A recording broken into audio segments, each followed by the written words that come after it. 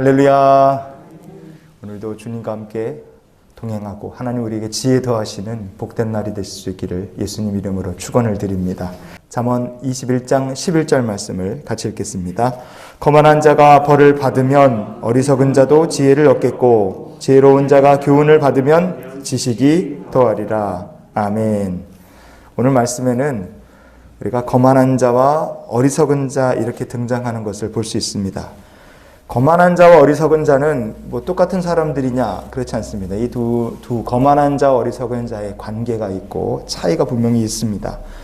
거만한 자 이렇게 번역된 히브리어 본문이 레스라는 말이에요.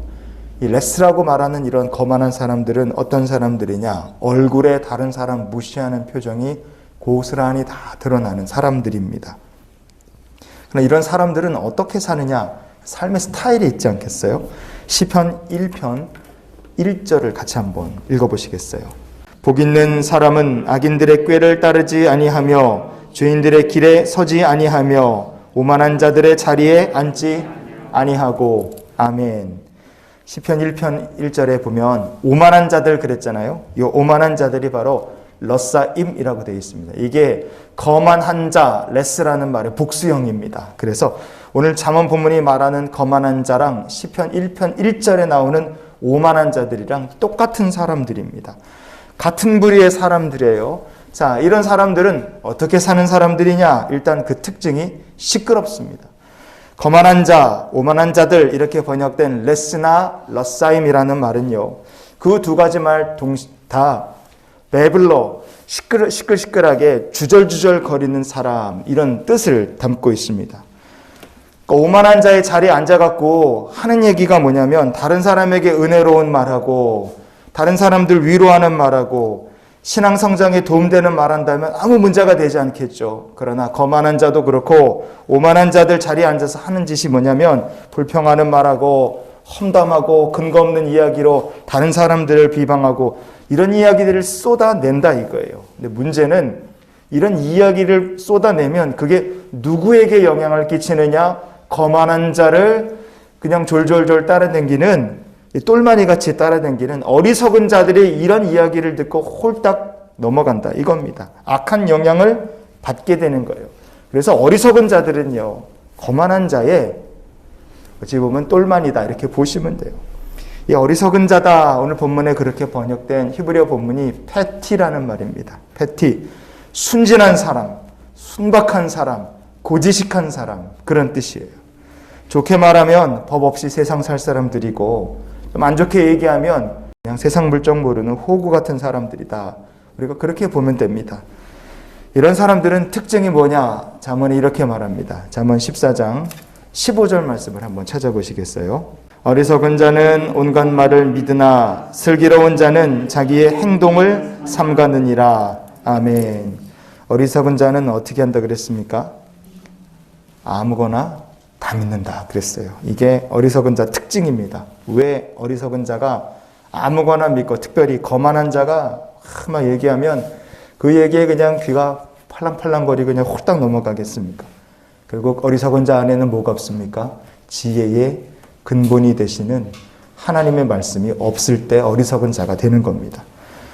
시편 1편 1절 우리가 아까 읽었는데 다시 보시면 복 있는 사람 악인의 꾀를 쫓지 않는다 그랬어요. 진짜 복 있는 사람이 어떤 사람일까? 돈 있는 사람이나 성공한 사람이나 권세 있는 사람이 아닐 겁니다.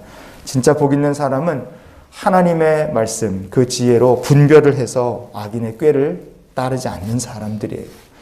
정말 복 있는 사람은 지혜의 말씀으로 죄인의 길이 무엇인지 그게 구분길이라는 것을 분별해내고 하나님께서 인도하시는 축복의 길을 걸어가는 사람들인 줄 믿습니다. 진짜 복이 있는 사람은 거만한 자, 오만한 자들이 짓거리는 말로 다른 사람들에게 악한 영향력을 끼치는 사람이 아닙니다. 복 있는 사람은 오직 여호와의 율법을 즐거워하고 주야로 그 말씀을 묵상하는 사람들이죠. 율법을 즐거워하고 묵상하는 것으로 자기의 경건으로 끝나지 않고 정말 복 있는 사람은 그 말씀을 받은 은혜를 세상에 증거하고 전파하는 사람들입니다.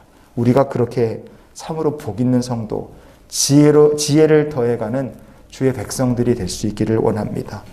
우리가 이 시대를 살면서 필요한 것은 정말 복을 원한다면 하나님의 말씀의 지혜가 필요한 시대를 우리가 살고 있다 생각해요.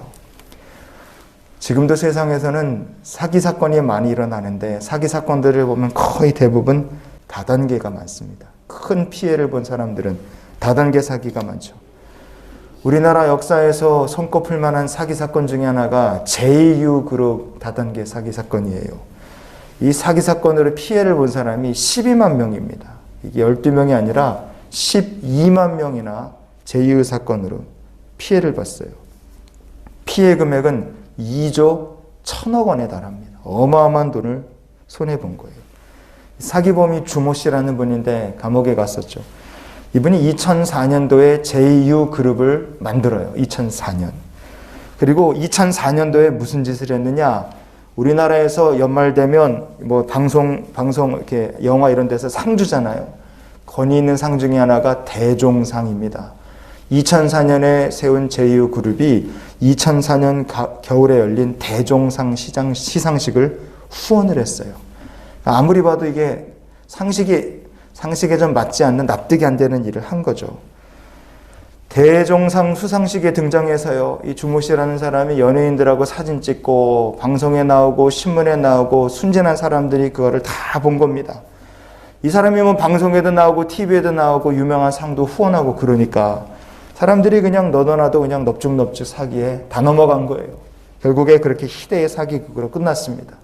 사기를 당한 사람 중에 스스로 목숨을 끊은 분들이 안타깝게도 4명이나 공식적으로 나왔고 얼마나 많은 사람들이 고통받았을지 몰라요.